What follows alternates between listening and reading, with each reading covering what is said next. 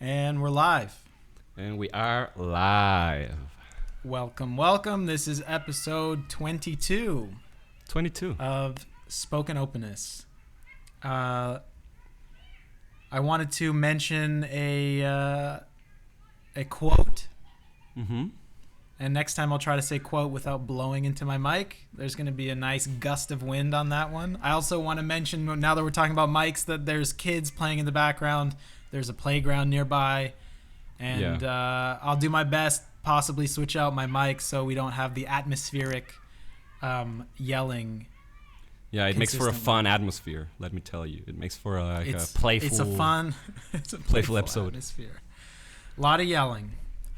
So I wanted to mention this quote by Buckminster Fuller. The quote is, "Mistakes are great. The more I make, the smarter I get." And I think we were talking a bit about this last episode, the ability to hear your ideas out loud, consider your position, consider the possibility of being wrong, exploring things, that part of you that is noticing and listening to what you're saying, and for some reason can say, I don't really think that's true.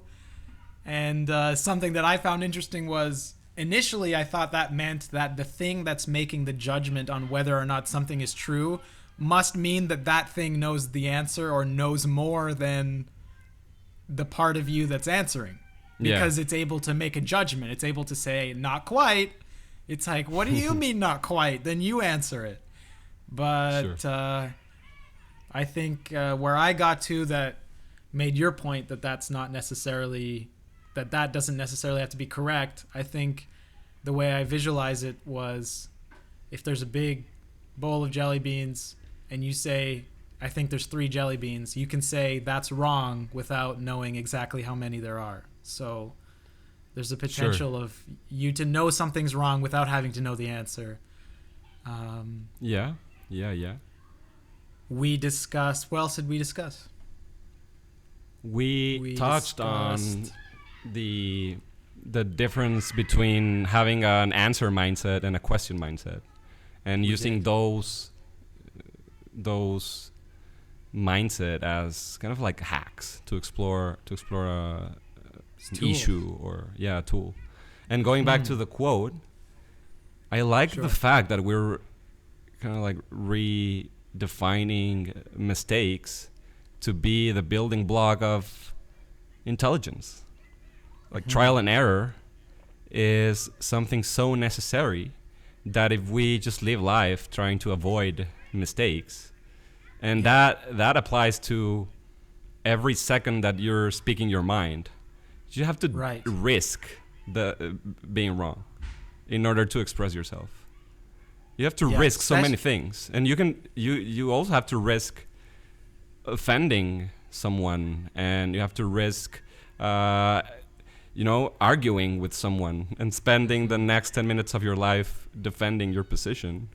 But it's something that needs to be done sometimes for truth's sake, or for another way of saying it, which is a possibility, is like saying the more you're able to articulate what something is not, the closer you are able to get to maybe what it is. Yes. So if you make a mistake, even not in idea land, but in, say, let's say you're trying to make a chair and you try it and it doesn't work, or it falls apart, then you go, okay, that was wrong. That's not a chair. Doing that does not equal chair. Exactly. So then you try something else, and the more things you try, you go, this is not chair. Eventually you get, this is closer to chair. And then eventually you maybe get chair. I think I've heard a term for that phenomena, which is, I guess, something like illumination by elimination. So you arrive at clarity just by eliminating all the things that are not that thing. It's a good process, but I feel like sometimes engaging in Mr. Answer Guy's mindset, you go straight into what it is that you think the thing is, instead Yeah. of instead of trying to deny everything or like point to everything it is not. Both Yes. are valuable, I think. Acknowledging that your attempt could be totally incorrect and uninformed For and sure. unintelligent and ridiculous. Yeah. Yeah. Yeah, totally. But it's fun that Yeah. you can know that an attempt to express something can be totally ridiculous and wrong and biased, Yeah. but still attempt to And still be point. helpful. Sure. Yeah. Yeah.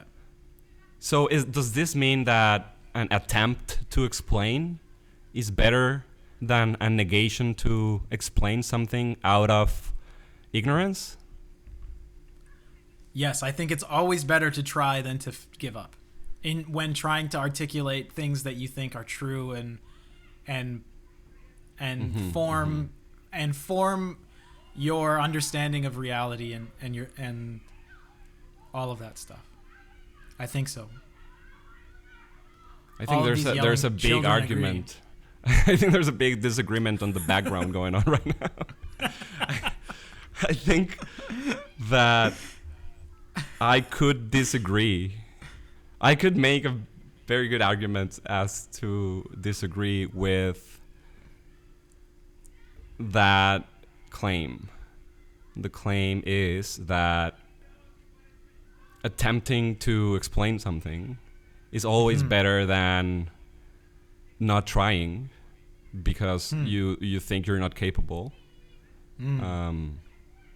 I could see myself engaging in a exploration of why that's sometimes not very wise, and as it doesn't matter how many attempts you execute, you'll never be anywhere near understanding the thing. Regardless of the nearness that you will arrive to by trying to understand something by articulating it, you'll at least have a better understanding of where you currently are in terms of your state of understanding a thing.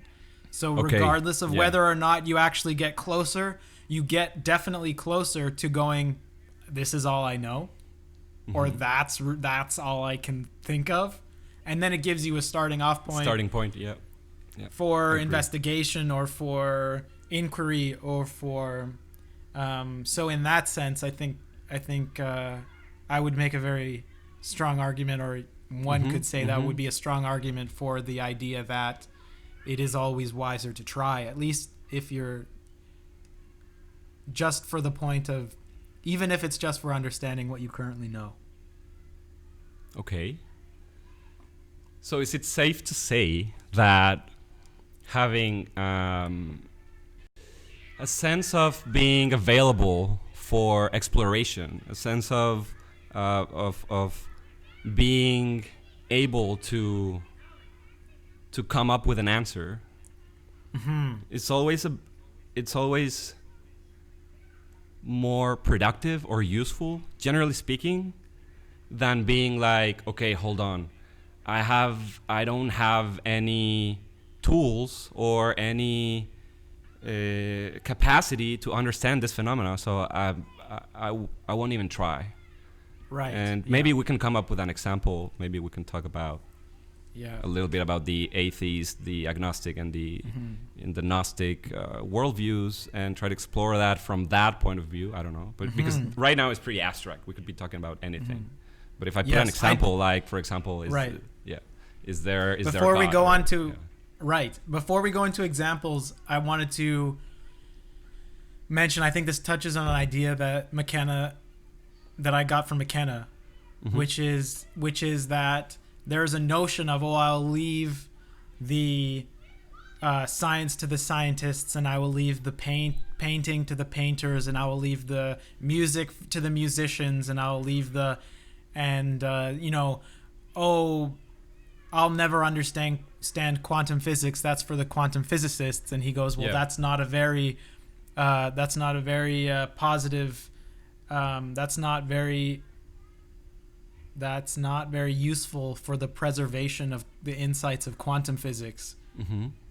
And it's a just sort of a notion of that it's always better for you to investigate yourself from where you are, and to get rid of not of an egotistical notion of like, oh, I'm smarter than a quantum physicist, but it doesn't do you any good. He says, what good is it doing you that they know that? What good is it doing you that they know that? Mm-hmm. If you can understand a little bit maybe of it, it's better than not knowing anything of it in some way. If it, I agree. Yeah. And I don't know necessarily the quantum physics thing, like how pragmatic would that be for you to understand something, and how would that influence your life, or how beneficial would that be for you? That's not the point. The point is there is a sort of notion that you are going to outsource so much of thinking to these other, or an action to these other people, because you put them on a pedestal of, no, they've got that covered. They've got that intellectual exploration covered. I don't need to do that. They've got the making art covered. I'll just consume it. They've got it covered. They do a really good job. I'll leave it to them. And I think that's a beautiful, to reject that is a beautiful act, I think. And it's a better strategy overall, I think. So limited understanding is better than lack of interest or apathy towards knowledge, I think. I agree. And so the fact that you only got 0.001% of understanding in that subject matter is way better than any position where you're not even remotely interested in exploring or expanding your understanding of that phenomena. Yeah, and try to use it. Even use your limited understanding when you're formulating a new idea, or trying to make a point, or trying to use your dumb-headed, wrong, incorrect understanding of a intellectual discipline, and let someone else point out your stupidity, or your misunderstanding, or your lack of understanding, and then adapt, and then incorporate that info into better understanding, or what you did, but use it, try it. I really reject the notion of, you don't know what this is like, or you don't have the expertise, or you this. It's like, well, then what? How does that help me then? How does that help me if you could apply that to every single thing in your life? You could say everything. So then you could take that down to, well, there's people who are so good at using language. They understand language so well. They know their verbal fluency, the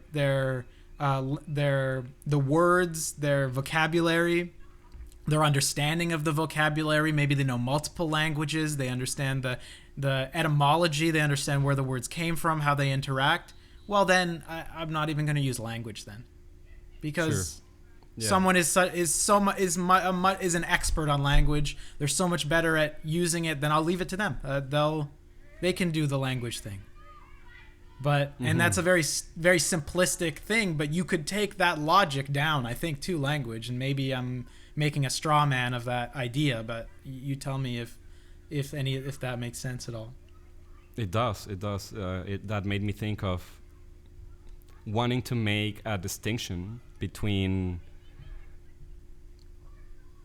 having a proclivity to explore or expand knowledge in a certain area of knowledge. I'm talking about science, like a branch of science. A discipline of scientific inquiry that you can read about and question and experiment even if you want to, right?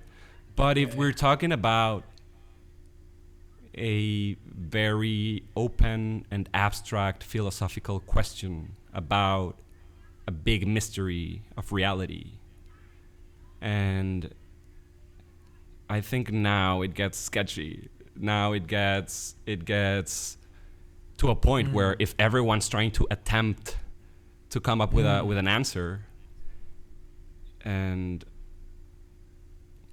when does it get extremely chaotic, and does that lead to millennia or like thousands of years of like people disagreeing with each other over the nature of reality, and is that possibly causing way more harmful situations in life? An example: I believe this is God, you believe that is God, and then we end up killing each other because our ideas of God are not compatible, which I think it's a pretty big aspect of our history as and maybe Homo not sapiens. only are our ideas of God different, but our gods actually tell us to kill someone who has a different idea of it. That would accelerate the actions of killing each other. That sounds like a recipe for madness. Yeah. And maybe this is where we can get a little bit on the free miracle theme.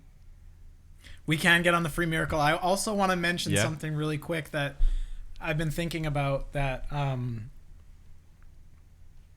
I'm interested to hear what you think, and I don't know if like the end point is not something that I generally agree with, but I think the logic makes sense. And this is why I have a problem with, or why I find this idea interesting, or I'm wrestling with the idea, or whatever. Okay, please elaborate. I'm listening. There was so when a civilization, or like a civilization would basically absorb another one, or a culture basically in history, thousands of years. Yeah. Mesopotamia is a large example of this. Basically, in the mythology, there's a war and an incorporation of the gods and the deities, and the myth of all of these cultures kind of come together, and there's like a metaphysical sort of war of comparing, of being like, well, this is the type of behavior that your God would do in this scenario, and the one that we have would do this. What if we make one that does both? Then you guys are happy and we're happy, and we have the same one, and we both agree that a type of God in this sense would do this. Yeah. And yours was limited, mine was limited, but now we have an abstraction that both of us can agree with that incorporates both of the things that we valued. But is that not going to have like a lot of contradictions? You could get lost in contradictions. Some contradictions, but there would be similarities that could be absorbed into one sort of unification of some of the things. Okay. And I mean, you'd have to read Neumann and Jung and Joseph Campbell and Mircea Eliade, and I'd have to have the data of maybe an example of that happening. Okay. But what I'm saying is that not somewhat a great endeavor, and is that not something that is desperately needed as the world becomes more interconnected now? Is a fusion of, okay, all of us are on this planet, we're communicating with each other now, we can't avoid each other, we're here, all of us are here now, we're all in a larger conscious arena now, of being interconnected. Sure. What is it that all of us agree is the highest value? What is it?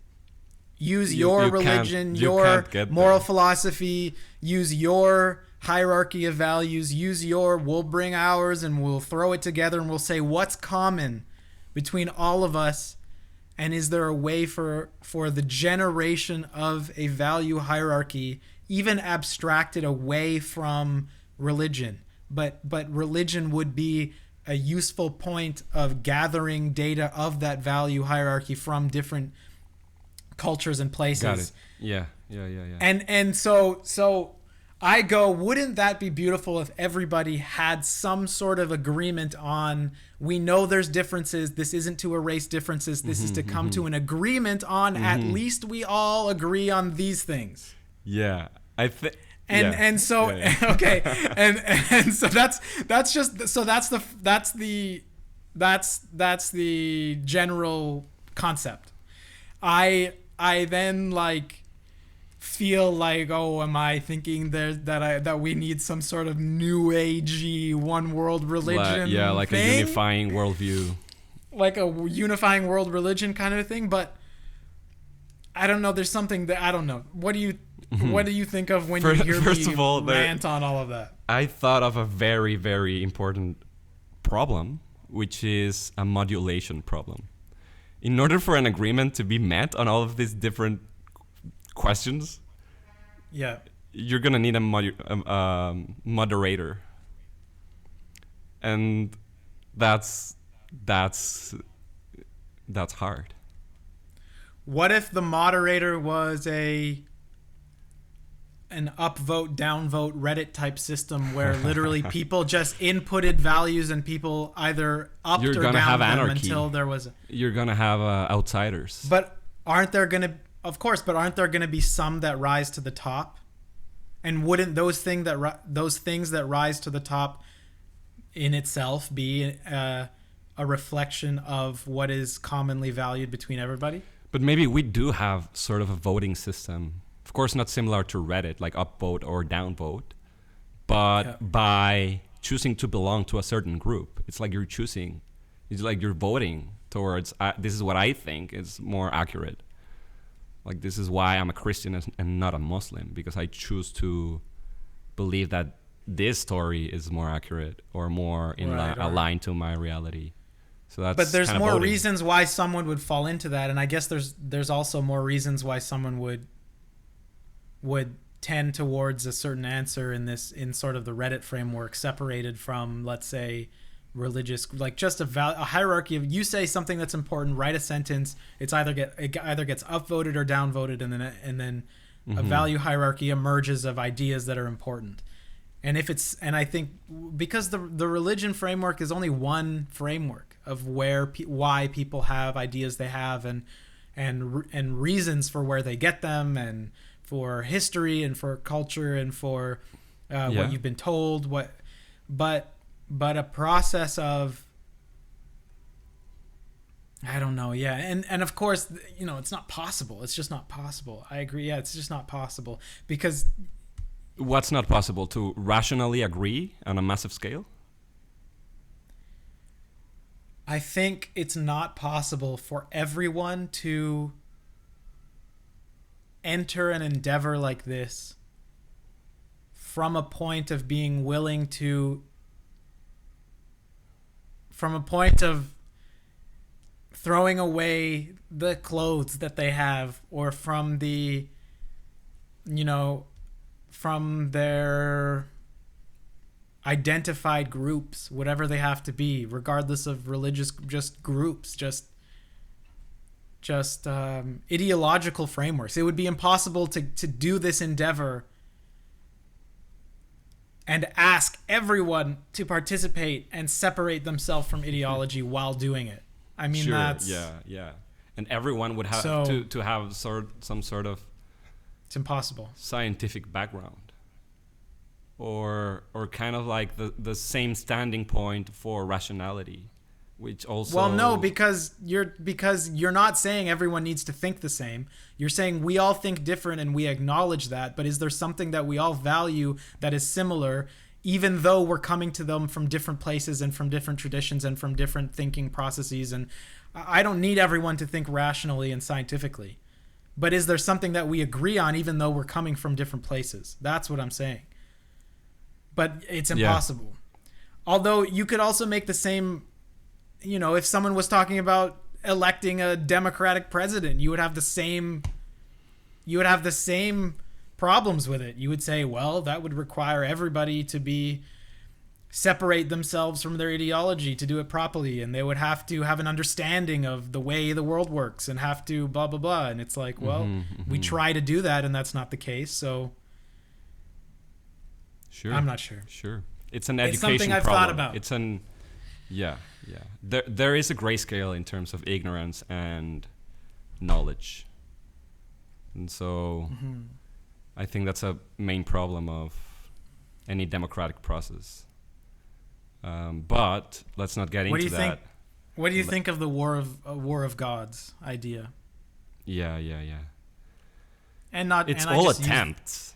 In my mind, it's all attempts. That's all. Right. But I'm for the attempt.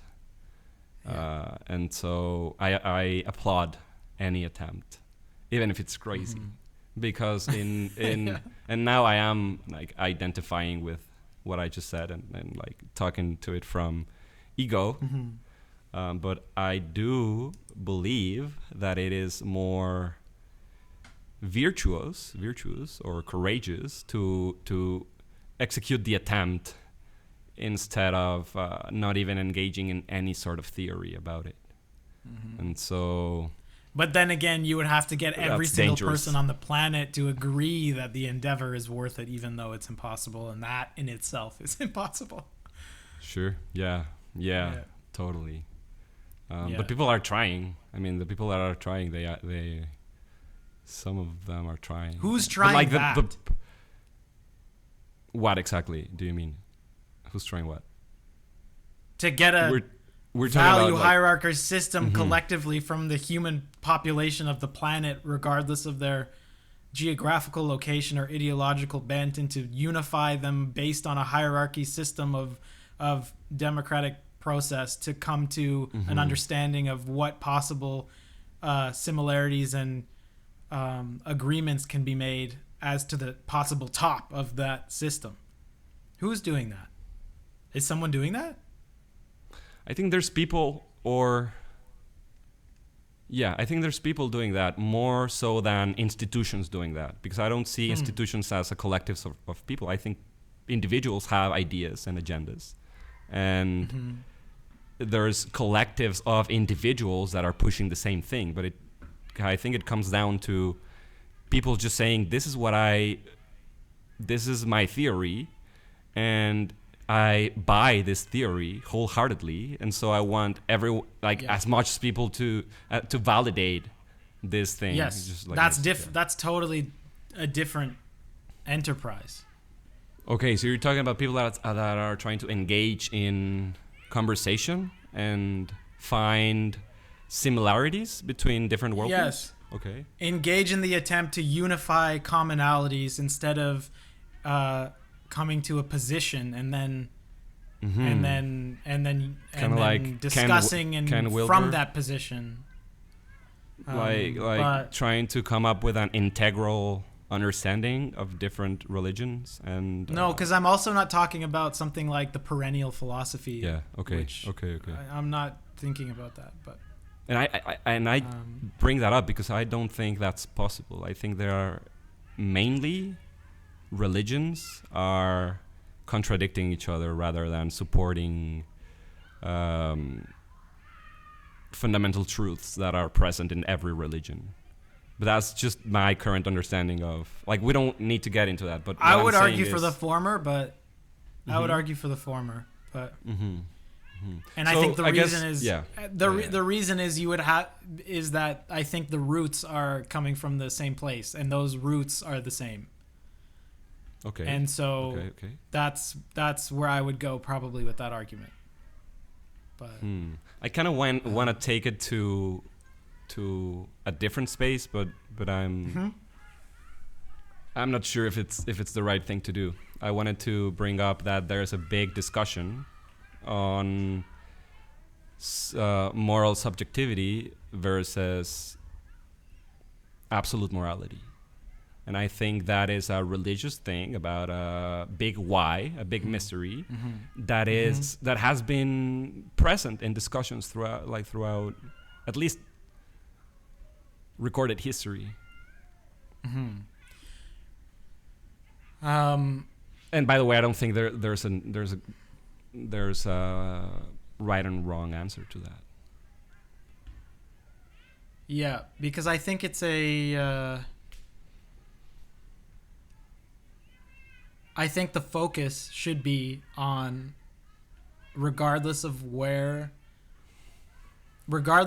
the idea is, I think there should be a focus on what does it actually do for the person and for the culture and for the individual and for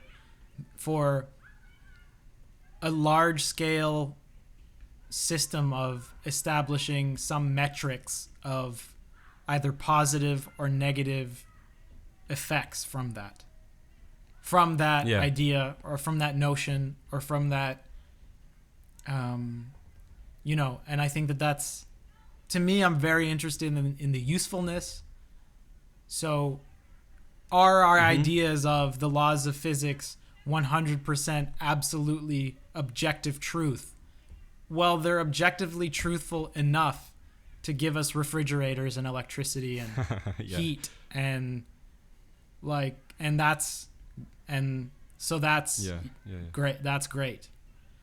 And I would say that more of a pragmatist way to approach this big mysteries. Like, how is questioning this gonna be useful to you or me or both?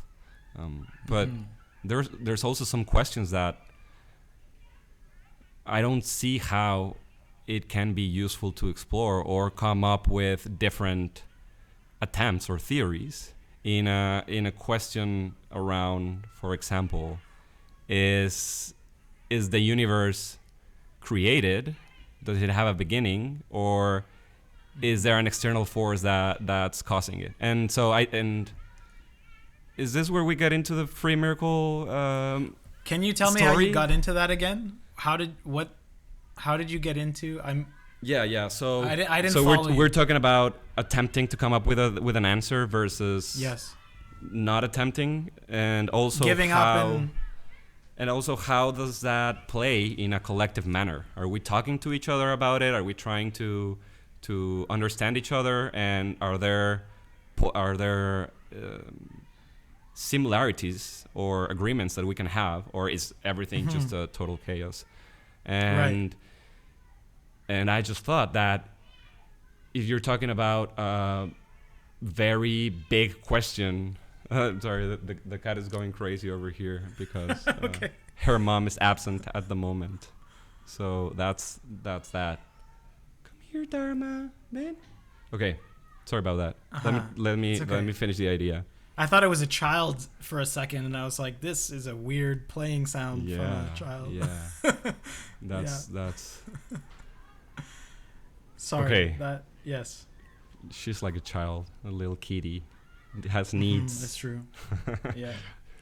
Let me try to round up the idea. Yeah. With such an open question. Right. My I guess dilemma is: are we creating more chaos by attempting to answer all of these questions, or is that chaos a necessary part of inquiry for the entire human race and history, right? So my questioning goes along this big mystery, which we don't have an answer to, which is there a creator of the universe, or is the universe, did it came into existence from nothing, or actually that's the wrong way to, because of nothing, or it didn't even come into existence at any point. It has always been existing. And so I think the question I'm just raising is, are these questions worth exploring? As we said, it's better to attempt than to not attempt, or is this an exception to the rule, which is, let's try to come up with an answer, even if that's crazy.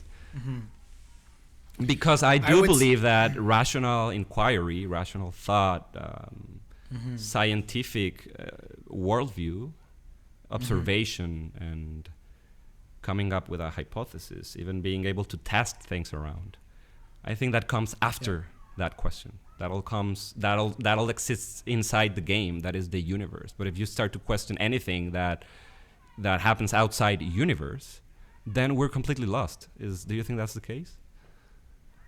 Well, yeah, we're completely lost because you need any kind of observation or any kind of data for a starting point. So of course, once you are beyond anything with any data, then that's beyond the ability to measure, explore, falsify theory, and to generate theory, because you're beyond any potential reasoning. You're beyond the ability to apply reasoning.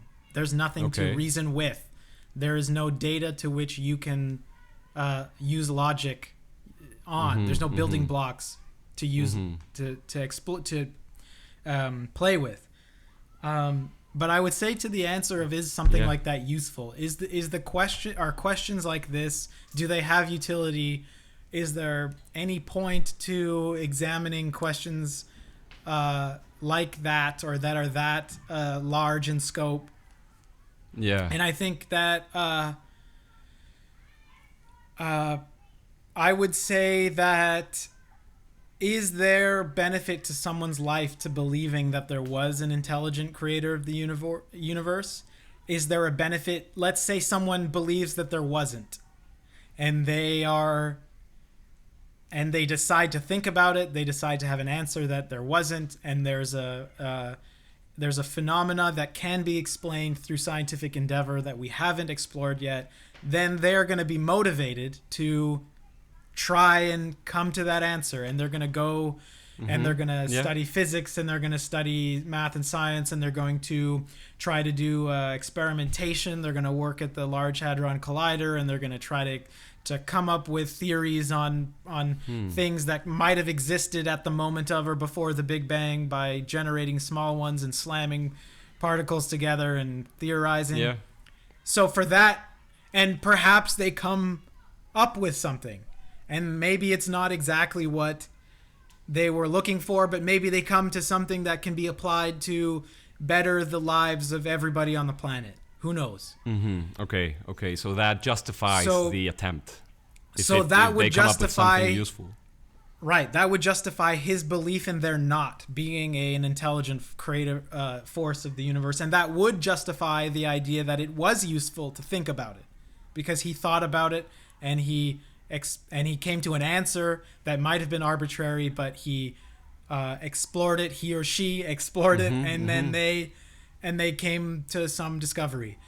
Now, the person who thought that there was an intelligent creative force behind it, perhaps that enriches their lives and makes them feel inspired to create art and to be a better community member and to enrich people's lives around them.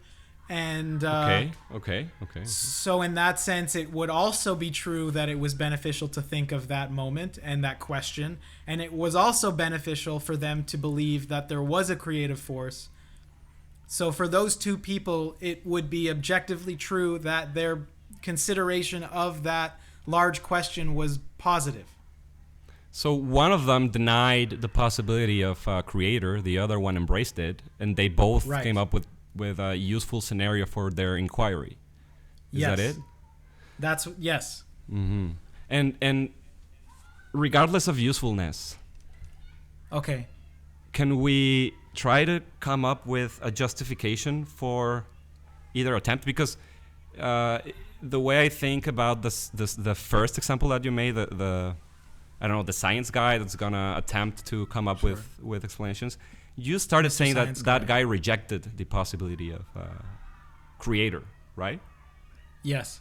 But is that not more of a rejecting a final answer, but it's still is still being open to an answer, being either or? Because my questioning goes along the lines of if we reject the possibility of a creator force, because when I say creator, it sounds like a deity, like another human somewhere else. I'm just keeping it open for now. I feel like it's the exact same jump to propose that there is than to propose that there isn't. And well, I would say it's both an attempt. if he was motivated by saying, well, I don't know still, but I'm going to investigate it, then he would have to be under the assumption that you would be able to discover the presence of an intelligent force using the scientific method, which I think is less motivating. I think it's harder to say that you're going to... I think it's harder to say that you're going to find an intelligent life force using the scientific method than by saying I might find evidence of a material, or using physics or using the scientific method, using what we know to come to some sort of evidence-based understanding of, we can explain maybe something of how this might have happened without the need for an intelligent life force. Whereas if you want to go with there's an intelligent life force, you don't need to prove anything. You just have to believe it, and then it's done. I agree and disagree at the same time, and I feel the need to explain why. Okay, so I think that if you believe that incredible complexity came into existence from nothing, from lack of complexity, that sounds not rational at all to me. That sounds magical. But I think that's a straw man. Okay. I don't think anyone believes that there was ever literally nothing. Well, and maybe I'm making that assumption. Is that not the free miracle?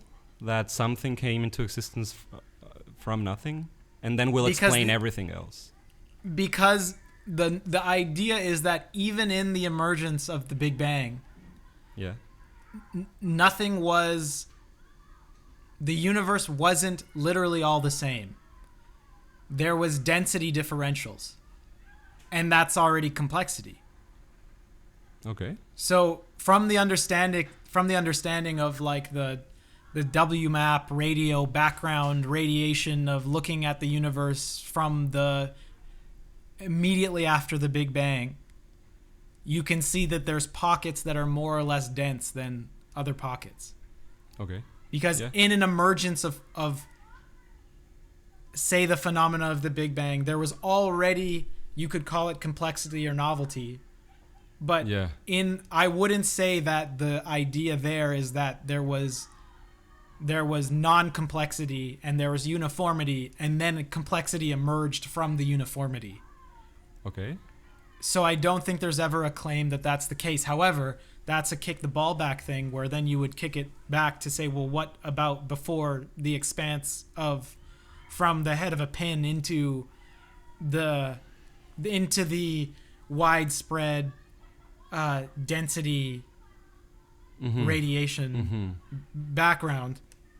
So then you would go back, and that's, I think, where the free miracle comes in. Something had to have made something had. You could say it's it's a ever collapsing and expanding universe that just does that, and it gets really small, and then it big bangs, and then it comes back, and it big bangs, redshift, and then it comes back. But then obviously someone who's inclined to say that that is interested in considering the emergence of all that would continue to kick the ball back and say, well, something was that always like that, or that had to have something had to have caused that. I mean, it's so complex. I mean, when you think of the Big Bang, then is that the emergence of even time? And then the notion that's of the claim, right? That's the start of time. That's the scientific claim. No? Well, that's the way I understand it, though. Yeah. I mean, depends what you mean by the start of time. Do you mean That's where the universe started expanding itself, and that's where you get space-time. Sure. From that expansion. Yeah. But out of that singularity. But the question. So you're talking about the forward momentum and there being a past and a future, but not time as our motion around the sun, 12 hours monthly, our system of time and understanding of time. Yeah. But just the notion of a past and a present and a future. Yes. Yeah. Before, gotcha. and the now, and arrow after. of time, as they say. Yeah. So where I get lost is the philosophical question is for me very precise, and it cannot be pushed back, or so is my current understanding, and I'm open to. I'm completely open, and even I want to find out that I'm wrong. Like, so the claim I'm making is the philosophical question is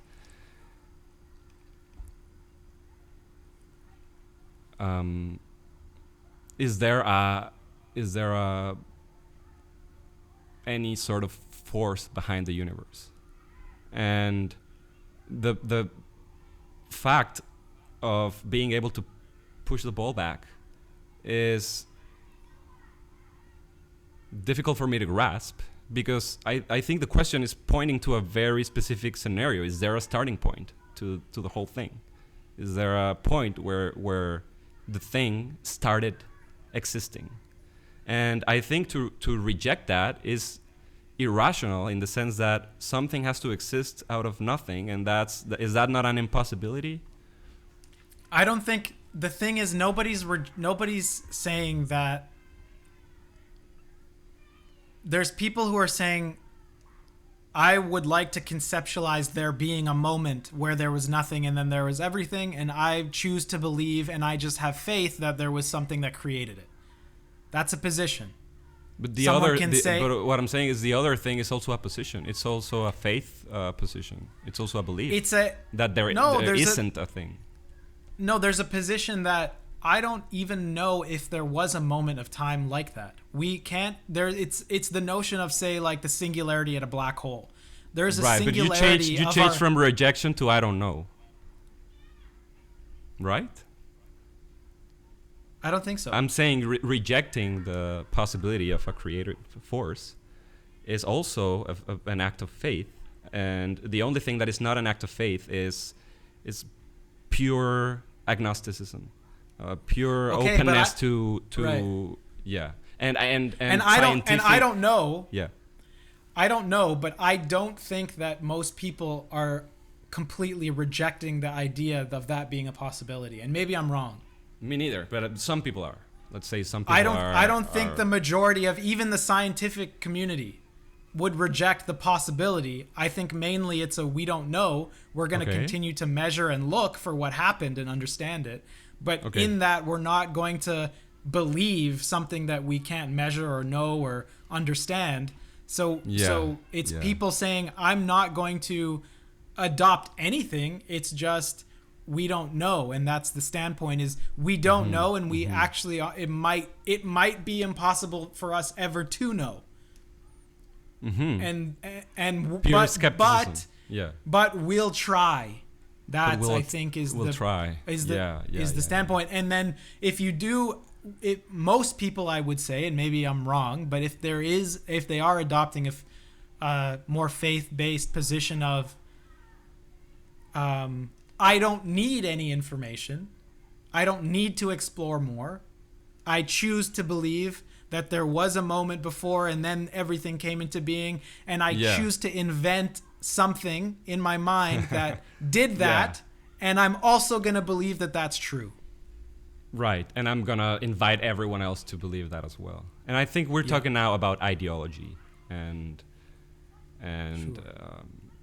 like having an identification with your worldview and seeking for validation. But are we agreeing that the atheist position is also faith-based? No, because I think what a scientist would say. No, the atheist position is science-based. It's not. It's the opposite of faith and belief. It's choosing to look things as they are and using the scientific method to understand things. But the problem I have with that is that science is not something that you have to believe in. It is true whether you believe in it or not, and it's a phenomena that happens in the universe. And the scientific question that you mean by science. The scientific process and rationality, being able to explain things by measuring them and calling things by their name. What I'm trying to say is, I guess, the philosophical question of whether there's a force behind the creation of the universe, that's a philosophical question that doesn't have to do with what happens inside the universe. That's such an open mystery that anyone could attempt to explain it by saying some crazy thing. And the closest thing that I've encountered to this explanation being a little bit rational, and I think we can point to a thing that disproves that, but is the causality principle. People saying if every effect has a cause, then there should be a cause for the whole thing. And yeah, nobody denies that. That's what I would say. Nobody right, denies but also that to something finish, causes something to cause an effect. But the difference is some people say we don't know, therefore I'm not going to believe anything, and other people are saying we don't know, but I choose to say that I do know.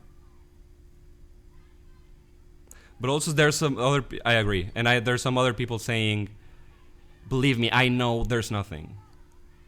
Like, okay, but that is, I would say that yes, that's idiot. That's the same people who are like, I know exactly what happens when you die. It's like you don't. So we have extremes. Yeah, we have extremes in both Gnosticism and atheism. We have extremes. Mm-hmm. And maybe the middle point is some sense of, I don't know if that's Gnosticism, but that's not Gnosticism. Gnosticism. What I'm trying to say. There's extremes between belief and choosing not to. No, hold on. Choosing not to believe, I think is good, and I think that's closer to I don't know. But maybe I'm open to finding out. But there is a similarity to I know there is and saying I know there isn't. Does that make sense? It makes sense. It's the same as what happens when you die. It's almost there's nothing or there's something. Yeah. We can't say what happens. So you can't say whether there's an afterlife or there's not an afterlife. Yeah, and if you're saying there isn't or there is, you can't say that. You can't say that. And so either position is just as just as lost. Just as lost. Yeah, I agree. Yeah. For sure. Yeah. Yeah. But wasn't the original question, is it worth exploring either way? If it's useful at the end, then it's worth it, which is something I think was very wise of you to put. Well, that's a different question. Yeah. That's a different question. It is. And but that justifies the attempt most times. That justifies the attempt. Yeah, I don't think the attempt is... I mean, if someone can come to some info about that and can share it, I don't think anyone claims that the large questions about life aren't important. If someone could answer them, I think people, it would be the most important thing that anyone could know or understand. But it's like, I think there is just generally there's like it's almost impossible to know any of these things. I agree. Mm-hmm. But I tend to think that it's fun to be on the side of the attempt rather than on the side of being safe not knowing. Mm-hmm. I don't know. It's a very it's a big can of worms, and it's hard to figure out exactly how to approach something from both. Mm-hmm, if you decide that there are those sides, it's hard to investigate from both sides because I think we were talking about it earlier. There's not much to hold on to try and do logic or to, And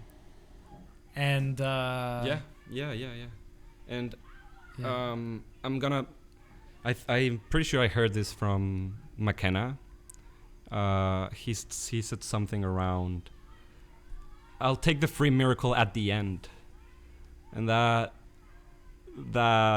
an idea that I think it made sense to me, but it questions the reliability of the whole free miracle What scenario. does that mean? What was the Okay, so the point is that if science is proposing, dude, I'm not even sure that I'm framing this in the correct way, but if the idea of the free miracle is will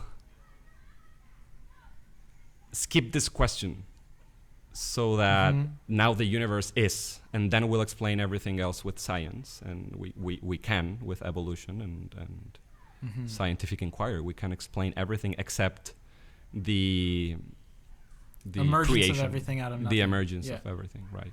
And I think what McKenna was saying is, if you're going to talk about a free miracle, that's more, it makes more sense for that to happen at the end, meaning after all of this beautiful complexity, than a miracle happening out of lack of complexity. The most incredible miracle happened after lack of complexity. But I think we touched on that. That's kind of like admitting that there was nothing before something, and that's the whole question. But and I also think it's not I don't think it's it's not a skip. Like, nobody's skipping the question. I think people are, if there was any kind of tangible thing to investigate, people would do that. I think it's a but there it's is it's a lack completely of there philosophical being, it's a completely philosophical area. Yeah, it's I think the interesting, and I think this is another a big wave, and a wave that we talk about a lot is the utility and the like, what is the effect of belief and of approaching these questions and of incorporating even faith-based answers into your life. Like, what is a measurable net benefit from even seemingly illogical beliefs? And I find that really interesting. Me too, for sure. Yeah.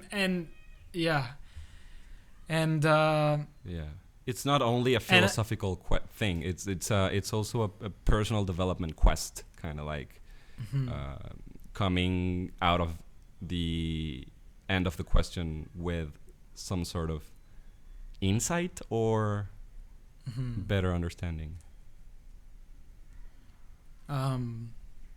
Yeah. It's a big question.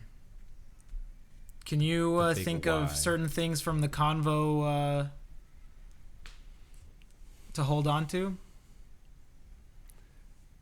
I kind of forget what we talked about, if I'm honest. Yeah, I mean, I think we hit a nerve when we started talking about usefulness, even though then I proposed that we talk about that regardless of the usefulness someone might find. But I do think that thinking about it from a pragmatist view, it just makes the attempt worthwhile, because if it's useful at the end, even if you're wrong, and that brings it full circle to the quote, mistakes make you intelligent, and it's through that process where you find out that you're wrong, where you can rise up to the right thing or the correct thing, at least temporarily.